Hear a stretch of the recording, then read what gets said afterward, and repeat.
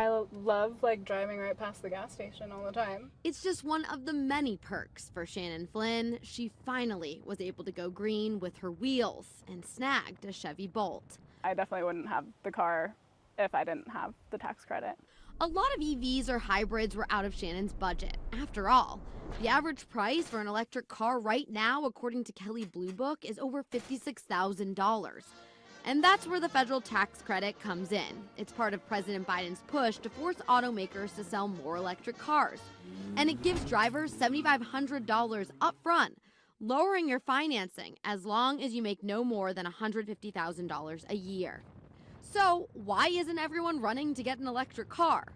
Well, Mark Fagan, a Harvard lecturer in public policy, explains there's several reasons why less than 8% of cars sold in 2023 were electric. It is a new technology. It's an expensive technology. There are attributes that ain't as attractive. One of those attributes, infrastructure. Charging stations aren't everywhere, giving people range anxiety. Second, states such as Ohio added a $200 fee on top of your registration per year to maintain roads if you have an EV. And don't forget, even though you're not paying for gas, you're still gonna pay for a charge even if you're doing it from home. And this can cost anywhere from $3 to $30 every time you charge, depending on the EV that you buy. And there are other factors to consider, like are you going to be charging at home or a public charging station?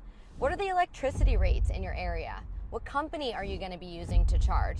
And dynamic pricing is involved, so the time of day that you charge will determine the cost. And it takes time to charge. It's not instant like gas stations. Not to mention the cost of a replacement battery. The batteries can last up to 12 years or 200,000 miles, but it can cost you anywhere from $7,000 to $20,000 to replace it. And on top of all those factors, Shannon and her dad went to dozens of dealerships who wouldn't let her use the tax credit. They were all like, oh, it seems complicated. We haven't heard anything about it. The actual process for getting them that tax credit and using it right there is actually really easy. Shannon eventually found Tom Gill Chevrolet, and they let her use the credit. So far, they've sold 60 EV cars this year with that credit and received their reimbursement from the government in 7 days. I've heard some dealers say that they don't want anything to do with electric vehicles. The only other thing that I could think is that, you know, you have to work with the government, right?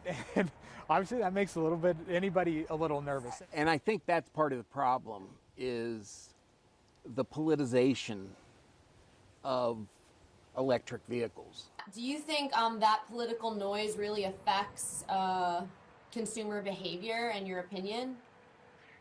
I think it really does. This political push and pull is evident right here in Ohio.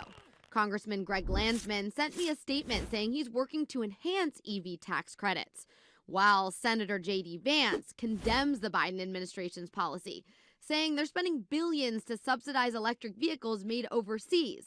Still, some say no matter where you stand, EV is the future. The downside of fighting over this stuff is you can lose market position. The United States basically gave up the solar panel market, initially to Germany and then to China. So there are real costs to delaying an innovation. Are you happy with your decision to contribute to the environment this way? Absolutely. And I mean, it's a great car too. I don't feel like I'm making some huge sacrifice. I'm Cassy Arsenault reporting from Cincinnati.